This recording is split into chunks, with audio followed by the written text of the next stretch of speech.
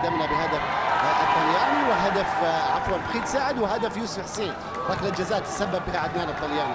والله اني اتحدث من واقع ذاكره واستلذ من تلك الذكريات الجميله. الله عليها يا سلام! الله!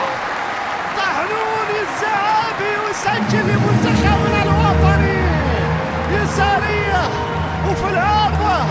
وانا اتكلم على نجومنا القدامى واسماءنا اللي تعلقت امام الكويت. طحنون يستغلها ويضعها في المرمى، معلن تقدم منتخبنا الوطني باول اداء في المباراه. المنتخب الاماراتي باسمه الابيض ولونه الاحمر يتقدم في الكره الماضيه، خطا من دفاع منتخب الكويت. طحنون ما يرد مثل هذه الكرات يا الحربي، يضعها في المرمى وفي مرمى كميل اكتملت لتعلن عن تقدم منتخبنا الوطني بأول أداء في المباراة. يا سلام يا سلام يا طحنون، تراك شويت وتراك لعيب وتحب مثل هالكرات.